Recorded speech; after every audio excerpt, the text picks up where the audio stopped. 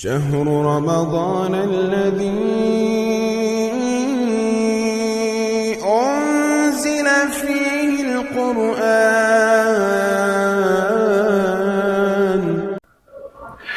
السلام علیکم ورحمۃ اللہ وبرکاتہ. اعوذ باللہ من الشیطان الرجیم. بسم اللہ الرحمن الرحیم.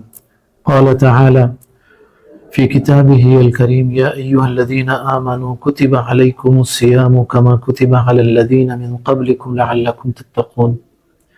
میرے قابل احترام سامعین، میں اپنی گفتگو تقوی کا حصول کیسے ممکن ہے، آئیے آج ہم اس حوالے سے ڈیورنگ رمضان کے حوالے سے کچھ بات کرتے ہیں. ڈیورنگ رمضان سے مراد میری یکم رمضان سے لے کر آخر رمضان تک ہمارا طرز عمل کیا ہونا چاہیے. دیکھیے، اس حوالے سے میں عمومی طور پر اپنے دروس میں، اپنے جمعہ کے خطبات میں ایک بات بار بار ریپیٹ کرتا ہوں. ہر مسلمان کے لیے لازم ہے کہ وہ رمضان کا سلیبس ضرور اٹھائے اور پڑھے اس کو. رمضان کا وہ سلیبس جو اللہ تعالیٰ نے قرآن مجید میں سورۃ البقرہ کی آیت نمبر 183 سے لے کر اور یہ ہے جی 188 تک، 183 سے 188 تک یہ جو آیات ہیں یہ رمضان کا سلیبس کہلاتی ہیں. میں ان کو رمضان کا نصاب کہتا ہوں. ہر مسلمان کے لیے یہ پڑھنا سمجھنا بہت ضروری ہے. اسی صورت میں ہمارے لیے ممکن ہے کہ تقوی کیسے حاصل کر سکیں. تقوی حاصل کرنے کے حوالے سے رمضان سے پہلے کے جو اقدامات تھے وہ تو میں نے آپ کو بتا دیے. آئیے ذرا رمضان کے دوران ہمارا طرز عمل کیا ہونا چاہیے وہ بھی ذرا جان لیتے ہیں. سب سے پہلے تو میرے قابل احترام سامعین اور سامعات، اللہ تعالیٰ آپ لوگوں کو شیطان کے شر سے عافیت عطا کرے. سب سے پہلے رمضان کے روزوں میں تقوی کے حصول کے لیے اپنے ایمان کو اس انداز میں بنائیے جیسا کہ قرآن مجید میں اور احادیث میں بیان کیا گیا ہے. شرک سے بچنے کی بات کیجیے. اللہ کو اس طرح مانیے جیسا کہ قرآن مجید میں اور اللہ کے رسول صلی اللہ علیہ وسلم نے اپنے فرامین میں بتایا. اس لیے کہ اس نصاب میں جو آیات ہیں ان کا آغاز ہو رہا ہے یا ایھا الذین آمنوا، اے لوگوں جو ایمان لا چکے ہو. یعنی خطاب یہاں پر ایمان والوں سے ہو رہا ہے اور ایمان والے کے پاس شرک نہیں ہوتا. تو سب سے پہلا جو بنیادی نقطہ ہے وہ شرک سے بچے. شرک سے بچنے کا مطلب دعا اللہ سے کرنی ہے، نفع نقصان صرف اللہ کے ساتھ رکھنے ہیں، ٹھیک ہے، اور ہر عبادت جو ہے وہ اللہ کی کرنی ہے. عبادت اس وقت تک کوئی فعل یا کوئی قول عبادت میں داخل نہیں ہوگا جب تک اس پر رسول اللہ صلی اللہ علیہ وسلم کی طرف سے ہمارے لیے دلیل نہیں آتی. یہ ایمان کا سب سے بڑا جو ہے نا پہلو ہے. آئیے سب سے پہلی بات سمجھتے ہیں. نمبر 1، ایام معدودات. میں سادہ سا ترجمہ بتاؤں گا آپ لوگوں کو. بھائی یہ گنے چنے دن ہیں، یکم رمضان سے لے کر 29 رمضان یا 30 رمضان تک. بھائی یہ گنے چنے دن پورے کرنے ہیں. اول سب سے پہلی بات تو یہ ہے کہ سب اسی رمضان کے روزوں کو رمضان کے مہینے میں ہی پورا کریں. تقوی کے حصول کے لیے سب سے پہلی بات رمضان کے اندر یہ کہ آپ وہ روزے پورے کریں، الا یہ کہ کسی کے ساتھ کوئی بیماری ہے یا کوئی ایسا اضطراری کیفیت ہے کہ وہ رمضان میں روزے نہیں رکھ پاتا یا نہیں رکھ سکتا، جیسے کہ خواتین کے حوالے سے ہوتا ہے کہ کچھ دنوں کی رخصت ملتی ہے، تو ایسے لوگ رمضان کے بعد اپنی جو ہے وہ گنتی پوری کریں گے. رمضان کے روزوں کی رخصت نہیں ہے. جان بوجھ کر جس نے روزہ چھوڑا اس کے لیے بہت سنگین وعید سنائی گئی ہے. تو سب سے پہلی بات یہ ہے کہ ایام معدودات، بھائی گنے چنے دن ہے. جو مریض ہے یا سفر میں ہے تو وہ رمضان کے بعد اپنی اس گنتی کو پورا کرے گا، ٹھیک ہے. دوسری بات آ گئی یہاں پر شہر رمضان الذی انزل فیہ القرآن. دوسری بات تقوی کے حصول کے لیے قرآن کو اپنا لازم بنا لیجیے. میں ابھی پچھلے دنوں ایک ہمارے شیخ الحدیث شیخ امین محمدی گجرانوالہ سے حفظہ اللہ، وہ بتاتے تھے کہ امام بخاری رحمہ اللہ نے رمضان میں 42 قرآن ختم کیے. تو بھائی رمضان کے دوران آپ جتنے زیادہ قرآن پڑھ سکتے ہیں پڑھیے، قرآن کے ساتھ جڑیے. یہ انشاءاللہ العزیز آپ کے دل کو روشن کر دے گا، آپ کے دل کو اتنا صاف شفاف بنا دے گا کہ تقوی اس میں اتنی خوبصورتی سے آئے گا کہ آپ کی پوری زندگی جو ہے نا وہ سنور جائے گی. یہ دوسری بات. تیسری چیز وَلِتُكَبِّرُ اللَّهَ، اللہ کی بڑائی بیان کرے. بھائی اللہ کی بڑائی زبان سے بیان کی جاتی ہے، اللہ اکبر، سبحان اللہ، الحمدللہ، ماشاء اللہ، لا حول ولا قوت الا باللہ، لا الہ الا اللہ. جو ذکر اذکار ہیں ان کے ذریعے اللہ کی بڑائی بیان کی جاتی ہے. اور اللہ کی بڑائی بیان کرنے کا دوسرا طریقہ، ہم اپنے عمل سے اللہ کی بڑائی کو بیان کریں. اللہ اپنے عمل سے کیسے بیان کیا جائے گا؟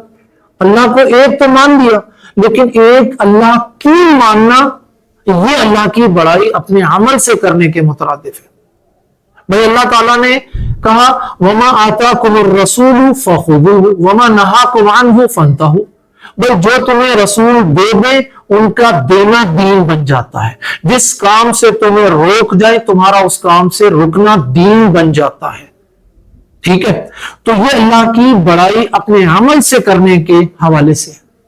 ہم میں سے جب کوئی اللہ اپنے عمل سے اللہ کی بڑائی بیان کرنا چاہے تو یہ دیکھیں کہ جس بات کو اللہ نے کہا کر لو کر لیں، جس بات سے روک دیا اس سے رک جائیں. ہمیں کیسے پتا چلے گا؟ ہمیں نبی کریم صلی اللہ علیہ وسلم نے بتایا ہے کہ بھئی یہ کام کرو اور یہ کام نہ کرو. اللہ کے رسول کی بات ماننا اللہ کی بات ماننے کے مترادف ہے. یہ بھی تیسری بات. چوتھی چیز آ گئی لعلکم تشکرون. مسلسل آپ اللہ کا شکر ادا کرتے رہیں. شکر ادا کرنے کے لیے میں نے آپ کو ابھی استغفر اللہ بتایا. شکر ادا کرنے کے لیے آپ اپنی اردو میں، انگلش میں، سرائکی میں، پنجابی میں، سندھی میں، جس زبان میں دل چاہے آپ شکر ادا کریں. لیکن کیا ہی کمال ہو کہ آپ کی زبان سے وہ کلمات ادا ہوں جو زبان مبارک سے ادا ہوئے، جو وحی کا حصہ ہیں. الحمدللہ رب العالمین. اب اللہ کا شکر الحمدللہ کہہ کر کیجئے، کثرت کے ساتھ کیجئے، بار بار کیجئے. ان تعدوا نعمت اللہ لا تحصوها. آپ اگر اللہ کی نعمت کو شمار کرنا چاہو گے تو نہیں کر سکو گے. یہ بھی چوتھی چیز. پانچویں چیز وَإِذَا سَأَلَكَ عِبَادِي عَنِّي فَإِنِّي قَرِيبٌ. اپنے رمضان کے روزوں میں آپ حصن المسلم دعاؤں کی کتاب لیجئے، اپنی زندگی کا ہر مرحلہ دعاؤں کے ساتھ سجا دیجئے، دعاؤں سے اس کو مزین کر دیجئے. آپ کے روزے کا کوئی مرحلہ دعا کے بغیر نہیں ہونا چاہیے. غور کیجئے گا کہ رمضان کی آیات کے درمیان میں بطور خاص دعا کے حوالے سے یہ بڑی اہم ترین آیت آئی ہے جو کہ عقیدہ بھی دے رہی ہے، منہج بھی دے رہی ہے. میں اس پر بات نہیں کروں گا، لیکن یہ بات کروں گا کہ اگر آپ اپنے روزوں کو تقوی سے مزین کرنا چاہتے ہیں تو ہر لمحہ آپ کی زبان پر دعا رہنا چاہیے. سحری سے جو دعائیں شروع ہوں وہ افطاری تک چلتی ہیں. افطاری کی تو کیفیت ہی کیا کمال ہے. یہ تو وہ نعمت ہے جو اللہ نے کسی اور امت کو نہیں دی. جو مانگتا ہے ملتا ہے، جو طلب کرتا ہے ملتا ہے. پھر رات کے آخری پہر میں نماز پڑھتا ہے، دعائیں مانگتا ہے. تو یہ بھی پانچویں چیز. چھٹی چیز، اسلام نے تقوی کے حصول کے لیے میرے جو بنیادی جو تقاضے ہیں وہ بھی اس کو بھی مد نظر رکھا. کہا احل لکم لیلۃ الصیام الرفث الی نسائکم. آپ اپنی جسمانی طلب کو پورا کرنا چاہتے ہیں تاکہ آپ جسمانی طور پر، ذہنی طور پر پرسکون ہو کر اللہ کا ذکر کر سکیں، تو آپ اپنی طلب پوری کیجئے. لیکن اس کے لیے کہا گیا کہ بھائی احل لکم لیلۃ الصیام، رات کا جو وقت ہے وہ آپ اپنی طلب پوری کیجئے. معلوم ہوا کہ تقوی کا اتنا خوبصورت اور جامع ترین تصور دنیا کے کسی اور مذہب میں نہیں ملا جس نے ہماری بنیادی ضرورتوں کو بھی سامنے رکھا ہے. ٹھیک ہے. اس کے بعد آگے یہ آخری بات بھی آگے اس میں اعتکاف والی کیفیت. آخری سے پہلے وَلَا تُبَاشِرُوهُنَّ وَأَنْتُمْ عَاكِفُونَ فِي الْمَسَاجِدِ. تقوی کے حصول کے لیے اگر آپ اعتکاف کرنے پر قادر ہیں، وقت نکال سکتے ہیں تو اعتکاف کیجئے. یہ 10 دن دنیا و ما فیہا سے بہتر ہیں، بلکہ ان 10 دنوں کی جو راتیں ہیں وہ ان راتوں جیسی پورے سال میں کوئی رات نہیں آتی، کیونکہ انہی راتوں میں سے ایک رات لیلۃ القدر یا لیلہ مبارکہ ہے. اس کو بھی اسی ذریعے ممکن بنایا جا سکتا ہے. اور سب سے آخری بات میرے قابل احترام سامعین، ڈیورنگ رمضان اپنی روزی کو حلال کیجئے. دیکھیے وَلَا تَأْكُلُوا أَمْوَالَكُمْ بَيْنَكُمْ بِالْبَاطِلِ. ایک دوسرے کا مال حرام طریقے سے نہ کھاؤ. وَتُدْلُوا بِهَا إِلَى الْحُكَّامِ. رشوتیں مت دیا کرو اپنے کام کروانے کے لیے. ٹھیک ہے. لِتَأْكُلُوا فَرِيقًا مِنْ أَمْوَالِ النَّاسِ بِالْإِثْمِ. آپ دیکھیے کہ جو تقوی کے حوالے سے جو رمضان سلیبس ہے اس کی بنیاد ایمان پر رکھی گئی، گنتی پوری کرے بھائی، ٹھیک ہے، اور اس میں آپ قرآن کی تلاوت کثرت کے ساتھ کریں گے، اللہ کی بڑائی بیان کریں گے، اس میں شکر ادا کریں گے، دعا کرتے رہیں گے، اور اپنے جو جائز تقاضے ہیں آپ کے ان کو پورا کیجیے، اور اپنی روزی کو حلال کیجیے۔ یہ 7 باتیں ہیں اس نصاب کی روح سے جو تقوی کے حصول میں ہمارے لیے معاون ثابت ہوں گی۔ آپ کے گھر میں جو بھی ترجمہ ہے، جو بھی تفسیر موجود ہے، قرآن کھولیے، تفسیر اٹھائیے اور سورۃ البقرہ کی آیت نمبر 183 سے لے کر 188 تک پڑھیے۔ رمضان کے پس منظر میں تقوی کے حصول کے حوالے سے اللہ آپ کا حامی و ناصر ہو، آپ کو توفیق مزید عطا کرے۔ وآخر دعوانا الحمدللہ رب العالمین۔